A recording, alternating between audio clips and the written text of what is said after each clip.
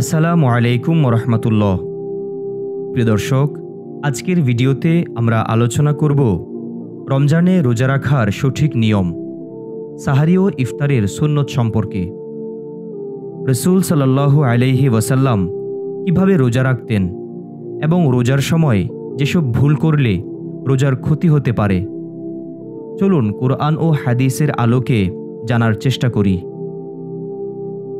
সাহারির সুন্নত ও ফজিলত এ সম্পর্কে প্রিয় নবীজি সাল্লাল্লাহু আলাইহি ওয়াসাল্লাম বলেন, ক্বালান নবিয়্যু সাল্লাল্লাহু আলাইহি ওয়াসাল্লাম, তাসাহহারু ফাইন্না ফিস সুহুরি বারাকাহ। তোমরা সাহারি খাও, কারণ সাহারির মধ্যে বরকত রয়েছে। প্রিয় বন্ধুরা, এই হাদিস দ্বারা আমরা এটাই বুঝতে পারছি রোজা রাখার জন্য সাহারি অত্যন্ত গুরুত্বপূর্ণ, কারণ এতে আল্লাহ তাআলার পক্ষ থেকে বরকত রয়েছে। সুবহানাল্লাহ। সাহারির সময় সম্পর্কে নবী করিম সাল্লাল্লাহু আলাইহি ওয়াসাল্লাম বলেন, সাহারি যত দেরিতে খাওয়া যায় ততই উত্তম। হযরত আনাস রাদিয়াল্লাহু তাআলা আনহু থেকে বর্ণিত, তিনি জিদ ইবনে সাবিত রাদিয়াল্লাহু তাআলা আনহু থেকে বলেন, আমরা নবী করিম সাল্লাল্লাহু আলাইহি ওয়াসাল্লামের সঙ্গে সাহারি খেয়েছিলাম। তারপর তিনি নামাজে দাঁড়ালেন। আমি বললাম, আজান ও সাহারির মধ্যবর্তী সময় কতটুকু ছিল? রাসূলুল্লাহ সাল্লাল্লাহু আলাইহি ওয়াসাল্লাম বললেন, প্রায় 50 আয়াত তেলাওয়াত করার সমান সময় ছিল। সাহারিতে কি খাওয়া উত্তম? রাসূল সাল্লাল্লাহু আলাইহি ওয়াসাল্লাম বলেন, সাহারির উত্তম খাবার হলো খেজুর। তাই আমাদের নিয়মিত সাহারিতে একটি হলেও খেজুর খাওয়া অত্যন্ত প্রয়োজন, কেননা এটি নবী করিম সাল্লাল্লাহু আলাইহি ওয়াসাল্লামের সুন্নাহ। প্রিয় বন্ধুরা, সাহারির সময় কিছু স্বাস্থ্যকর খাবার সম্পর্কে জেনে নেওয়া যাক, কেননা সাহারি হলো রোজার প্রস্তুতির মূল সময়। এই সময়ে এমন খাবার খাওয়া উচিত যা ধীরে ধীরে শক্তি রিলিজ করে এবং দীর্ঘ সময় আমাদের পেট ভরা রাখে। তাহলে সাহারিতে আমরা কি খেতে পারি? যেমন লাল আটার রুটি, ওটস, ব্রাউন রাইস, বার্লি কিংবা শস্যের তৈরি খাবার। এ ধরনের কার্বোহাইড্রেট ধীরে ধীরে হজম হয় এবং দীর্ঘক্ষণ আমাদের শক্তি প্রদান করে, তাই রোজা রাখতে আমাদের কোনো অসুবিধা হয় না। তাছাড়া কিছু প্রোটিন সমৃদ্ধ খাবার খেতে পারি, যেমন ডিম, ডাল, মসুর ডাল, মুরগির মাংস, মাছ, টক দই বা বাদাম এই জাতীয় খাবার। এগুলোতে রয়েছে প্রোটিন, যা পেশির শক্তি বজায় রাখে এবং ক্ষুধা কমাতে সাহায্য করে। আরও কিছু খাবার রয়েছে যা ফাইবার সমৃদ্ধ খাবার, যেমন শাকসবজি, ফলমূল, যেমন আপেল, নাশপাতি, কলা এবং সালাদ। এগুলো ফাইবারযুক্ত খাবার যা আমাদের হজম শক্তি উন্নত করে এবং কোষ্ঠকাঠিন্য রোধ করে। তাছাড়া পানি এবং তরল খাবার। সাহারিতে পর্যাপ্ত পানি পান করা একান্ত প্রয়োজন, কমপক্ষে 2 থেকে 3 গ্লাস পানি। তাছাড়া ডাবের পানি অথবা তাজা ফলের রসও পান করা যেতে পারে। সাহারিতে কি কি এড়িয়ে চলবেন সে সম্পর্কে জেনে নেওয়া যাক। অতিরিক্ত লবণযুক্ত খাবার, এগুলো পানি শূন্যতা বাড়ায়। মিষ্টি ও সরল কার্বোহাইড্রেট, যেমন সাদা ভাত, সাদা পাউরুটি, এগুলো দ্রুত হজম হয় এবং আমাদের ক্ষুধাকে বৃদ্ধি করে।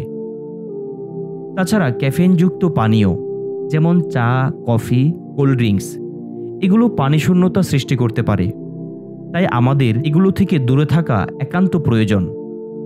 তাহলেই আমরা সুন্দরভাবে রোজা রাখতে পারব। এবার চলুন ইফতারের সুন্নত ও দোয়া সম্পর্কে জেনে নেওয়া যাক। ইফতারের সময় দ্রুত করা, এ সম্পর্কে নবী করিম সাল্লাল্লাহু আলাইহি ওয়াসাল্লাম বলেন, মানুষ ততক্ষণ পর্যন্ত কল্যাণে থাকবে যতক্ষণ তারা দ্রুত ইফতার করবে। সুবহানাল্লাহ। প্রিয় বন্ধুরা, এই হাদিস থেকে জানা যায় ইফতার যত দ্রুত করা যায় ততই আমাদের জন্য কল্যাণকর। সুতরাং আমরা দেরি না করে আমাদের যখন ইফতারের সঠিক সময় হবে তখনই আমাদের ইফতার করা অতি উত্তম এবং সুন্নাহ কাজ। ইফতার কি দিয়ে করা সুন্নত? হযরত আনাস রাদিয়াল্লাহু তাআলা আনহু বলেন, রাসূলুল্লাহ সাল্লাল্লাহু আলাইহি ওয়াসাল্লাম মাগরিবের নামাজের আগে তাজা খেজুর দিয়ে ইফতার করতেন। যদি তাজা খেজুর না পেতেন তবে শুকনো খেজুর দিয়ে, আর যদি সেটাও না পেতেন তাহলে কিছুমাত্র পানি পান করতেন। সুবহানাল্লাহ। প্রিয় বন্ধুরা, এ হাদিস দ্বারা এটাই প্রমাণিত ইফতার খেজুর দিয়ে শুরু করা সুন্নাহ, এবং এটি আমাদের জন্য অত্যন্ত কল্যাণকর একটি বিষয়, যাতে বরকত নিহিত রয়েছে। কেননা নবী করিম সাল্লাল্লাহু আলাইহি ওয়াসাল্লাম নিজেই খেজুর দিয়ে ইফতার শুরু করতেন, আর যদি খেজুর না থাকতেন তবে পানি হলেও পান করতেন। এবং ইফতারের আগে নবী করিম সাল্লাল্লাহু আলাইহি ওয়াসাল্লাম দোয়া পড়তেন, সেটি হচ্ছে যাহাবা যামাউ ওয়াবতাল্লাতিল উরুক ওয়াসাবাতিল আজরু ইনশাআল্লাহ। এর অর্থ হচ্ছে পিপাসা দূর হলো, শিরাগুলো ভিজে গেল এবং সওয়াব প্রতিষ্ঠিত হলো ইনশাআল্লাহ। প্রিয় বন্ধুরা, ইফতার মুখে দেওয়ার পর নবী করিম সাল্লাল্লাহু আলাইহি ওয়াসাল্লাম আল্লাহর কাছে শুকরিয়া আদায় করতেন এই দোয়ার মাধ্যমে, যেই দোয়াতে বলা হচ্ছে আমার পিপাসা দূর হয়ে গেল, শিরাগুলো ভিজে গেল এবং সওয়াব প্রতিষ্ঠিত হলো ইনশাআল্লাহ। সুতরাং ইফতারের পর দোয়া করা এবং দোয়া পড়া সুন্নাহ কাজ, যেটি আমাদের জন্য অত্যন্ত কল্যাণকর। ইফতারের সময় স্বাস্থ্যকর কিছু খাবার। ইফতারের সময় শরীরকে পুনরুজ্জীবিত করার জন্য পুষ্টিকর ও সহজে হজমযোগ্য খাবার আমাদের গ্রহণ করা উচিত। যেমন খেজুর দিয়ে ইফতার শুরু করা। খেজুর প্রাকৃতিক শর্করা, ফাইবার এবং পটাশিয়ামের উৎস। এটি রক্তে শর্করার মাত্রা দ্রুত স্বাভাবিক করে। তরল পানীয়, যেমন পানি, ডাবের পানি, তাজা ফলের রস বা স্যুপ পান করতে পারি। তাছাড়া শরবত বা লেবুর পানি, এগুলো পানি শূন্যতা দূর করতে সাহায্য করে। হালকা ও পুষ্টিকর খাবার। ইফতারে ফলমূল যেমন তরমুজ, আঙ্গুর, কমলা, সালাদ, শসা, টমেটো, গাজর, লেটুস, স্যুপ বা হালিম, এগুলো প্রোটিন ও ফাইবার সমৃদ্ধ খাবার, যা আমাদের শরীরকে উজ্জীবিত করতে সাহায্য করে। তাছাড়া ইফতারে আমরা কিছু জিনিস রাখতে পারি, তার মধ্যে অন্যতম হচ্ছে বাদাম, চিয়া সিডস বা ফল দিয়ে তৈরি স্মুদি। এগুলো স্বাস্থ্যকর এবং পুষ্টিগুণে ভরপুর, যা আমাদের শরীরকে সতেজ রাখতে ভূমিকা পালন করে। বন্ধুরা, ইফতারে কি কি এড়িয়ে চলবেন এ সম্পর্কে জেনে নেওয়া যাক। তেলে ভাজা খাবার যেমন পেঁয়াজু, বেগুনি, চপ, এগুলো হজমে সমস্যা সৃষ্টি করে। তাছাড়া অতিরিক্ত মিষ্টি ও চিনিযুক্ত খাবার যেমন জিলাপি, রসগোল্লা, এগুলো রক্তে শর্করার মাত্রা বৃদ্ধি করে, তাই এগুলো পরিহার করা একান্ত প্রয়োজন। ক্যাফেন জাতীয় খাবার, কোল্ড ড্রিঙ্কস, এগুলো পানি শূন্যতা বাড়াতে পারে, তাই এগুলো পরিহার করা আমাদের একান্ত প্রয়োজন। রোজার সময় যেসব ভুল করলে ক্ষতি হতে পারে, তার মধ্যে অন্যতম হচ্ছে মিথ্যা বলা এবং গীবত করা। এ প্রসঙ্গে রাসূলুল্লাহ সাল্লাল্লাহু আলাইহি ওয়াসাল্লাম বলেছেন, যে ব্যক্তি মিথ্যা বলা ও মিথ্যার উপর আমল করা পরিত্যাগ করেনি, তার পানাহার বর্জন করার কোনো দরকার আল্লাহর নেই। অর্থাৎ যিনি রোজা রেখে মিথ্যা কথা বলা এবং গীবত পরিহার করেননি, তার রোজা রাখা কোনো কাজে আসবে না, অর্থাৎ রোজা ভেঙে যেতে পারে এবং কিয়ামতের ময়দানে সেই রোজা আমাদের জন্য সুপারিশ করবে না। প্রিয় বন্ধুরা, তাই রোজা রেখে আমাদের মিথ্যা বলা পরিহার করা একান্ত প্রয়োজন এবং গীবত করা।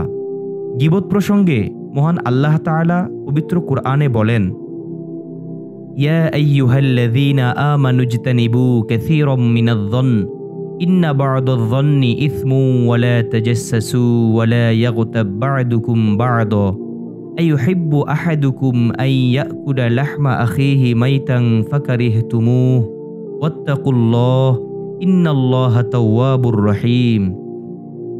এর অর্থ হচ্ছে, হে মুমিনগণ, তোমরা অধিক অনুমান থেকে দূরে থাকো। নিশ্চয়ই কোনো কোনো অনুমান পাপ, আর তোমরা গোপন বিষয় অনুসন্ধান করবে না এবং একে অপরের গীবত করবে না। তোমাদের মধ্যে কি কেউ তার মৃতবায়ের গোশত খেতে পছন্দ করবে? তোমরা তো তা অপছন্দই করে থাকো। আর তোমরা আল্লাহকে ভয় করো, নিশ্চয়ই আল্লাহ অধিক তওবা কবুলকারী এবং অসীম দয়ালু। প্রিয় বন্ধুরা, এই আয়াতের মাধ্যমে আল্লাহ তাআলা আমাদেরকে গীবতের ভয়াবহতা সম্পর্কে সতর্ক করেছেন। এই আয়াতে আল্লাহ তাআলা বলছেন, তোমরা কি তোমাদের মৃত ভাইয়ের গোশত খেতে পছন্দ করবে? পক্ষান্তরে আল্লাহ বলছেন, তোমরা তো তা অপছন্দই করে থাকো।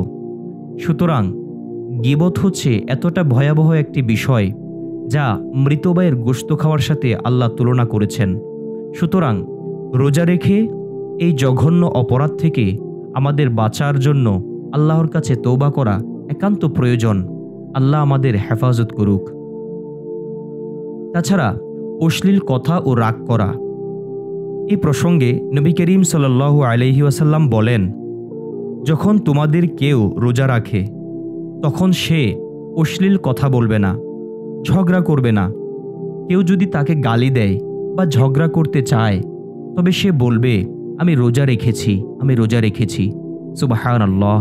প্রিয় বন্ধুরা, এই হাদিস দ্বারা আমরা এটাই শিক্ষা পেলাম, রোজা রেখে অশ্লীল কথা বলা, অশ্লীল চিন্তাভাবনা করা পাপ, যার কারণে রোজা ভেঙে যায়। তাই আমাদের এ হাদিস থেকে শিক্ষা নেওয়া উচিত, রোজা রেখে আমরা যেন অশ্লীল কথাবার্তা পরিহার করি এবং অনর্থক রাগ এগুলো বর্জন করি। কেননা রাগ থেকে ক্রোধের সৃষ্টি হয়, ক্রোধ থেকে মারামারি, হানাহানি, রক্তপাত পর্যন্ত হয়ে থাকে। এগুলো থেকে আমাদের বাঁচতে হবে।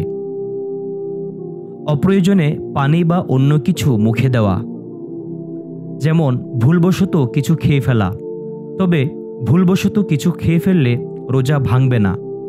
তবে সচেতনভাবে মুখে পানি রাখা বা কুলি করার সময় গলায় পানি চলে গেলে রোজা ভেঙে যেতে পারে। তাই এই বিষয়ে আমাদের সচেতনতা অবলম্বন করা উচিত। সঠিকভাবে নিয়ত না করা। প্রিয় বন্ধুরা, নিয়ত হচ্ছে গুরুত্বপূর্ণ একটি বিষয়। রোজা রাখার জন্য নিয়ত অত্যন্ত গুরুত্বপূর্ণ। তাই রোজার নিয়ত অন্তরে করতে হয়, মুখে বলা জরুরি নয়। তাই রোজা রাখার জন্য আমাদের নিয়তকে পরিশুদ্ধ করতে হবে। ইফতার বিলম্ব করা। প্রিয় বন্ধুরা, দেরিতে ইফতার করলে রোজা ভেঙে যাওয়ার সম্ভাবনা রয়েছে। এ প্রসঙ্গে রাসূল সাল্লাল্লাহু আলাইহি ওয়াসাল্লাম বলেছেন, তোমরা দ্রুত ইফতার করো।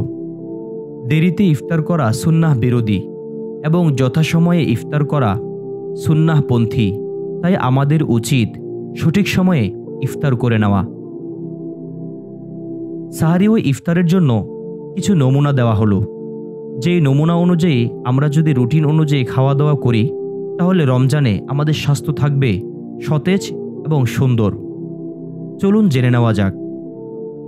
সাহারিতে আমরা লাল আটার রুটি বা ওটস খেতে পারি, ডিম বা মুরগির মাংসের তরকারি, টক দই বা বাদাম। তাছাড়া শাকসবজি বা সালাদ খেতে পারি এবং পর্যাপ্ত পরিমাণ পানি পান করা একান্ত প্রয়োজন। ইফতারে খেজুর এবং পানি দিয়ে ইফতার শুরু করতে পারি, যা সুন্নাহপন্থী এবং সুন্নাহ। নবী করিম সাল্লাল্লাহু আলাইহি ওয়াসাল্লাম খেজুর দিয়ে ইফতার শুরু করতেন, খেজুর না পেলে পানি পান করতেন। তাজা ফলের সালাদ বা স্যুপ। তাছাড়া গ্রিলড মাছ বা মুরগির মাংসের সঙ্গে লাল আটার রুটি মিশ্রিত, বাদাম বা চিয়া সিডের সুদি এবং পর্যাপ্ত পরিমাণ তরল পানি এবং ফলের জুস খেতে পারি। এগুলো আমাদের স্বাস্থ্যকে সুন্দর এবং সতেজ রাখবে, যা আমাদের ইবাদতের প্রতি আমাদের মনকে আরও আকৃষ্ট করে তুলবে। প্রিয় বন্ধুরা, সুস্থ থাকার জন্য অতিরিক্ত কিছু টিপস। রমজানে পর্যাপ্ত পরিমাণে পানি পান করুন। ইফতার থেকে সাহারি পর্যন্ত কমপক্ষে 8 থেকে 10 গ্লাস পানি পান করুন। অতিরিক্ত খাবার এড়িয়ে চলুন। ইফতারে অতিরিক্ত খাওয়া থেকে বিরত থাকুন, এতে হজমে সমস্যা হতে পারে, যা অশান্তির একটি কারণ। হালকা ব্যায়াম করুন। রোজা রাখার সময় হালকা হাঁটা বা যোগা করতে পারেন এবং বেশি বেশি সালাত আদায় করতে পারেন। পর্যাপ্ত ঘুম। রমজানে ঘুমের সময় ঠিক রাখুন যাতে শরীর সুস্থ থাকে। রমজান মাসে সুস্থ ও সক্রিয় থাকার জন্য সাহারি ও ইফতারে সঠিক খাবার নির্বাচন করুন এবং স্বাস্থ্যকর জীবনযাপন করুন। প্রিয় দর্শক, এই ভিডিওতে আমরা সাহারি ও ইফতারের সুন্নাত, রসুল সাল্লাল্লাহু আলাইহি ওয়াসাল্লামের আমল এবং রোজার ভুলগুলো নিয়ে আলোচনা করেছি। যদি ভিডিওটি ভালো লাগে তাহলে লাইক, শেয়ার এবং সাবস্ক্রাইব করতে ভুলবেন না। কমেন্টে জানিয়ে দিন আজ আপনার ইফতার মেনু কি ছিল। নতুন ইসলামিক ভিডিও পেতে নোটিফিকেশনটি অন করে রাখুন। আল্লাহ আমাদের সবাইকে সহিভাবে রোজা রাখার তৌফিক দান করুক। আমিন। এতক্ষণ আমাদের সঙ্গে থাকার জন্য আন্তরিক ধন্যবাদ। আসসালামু আলাইকুম ওয়া রাহমাতুল্লাহ।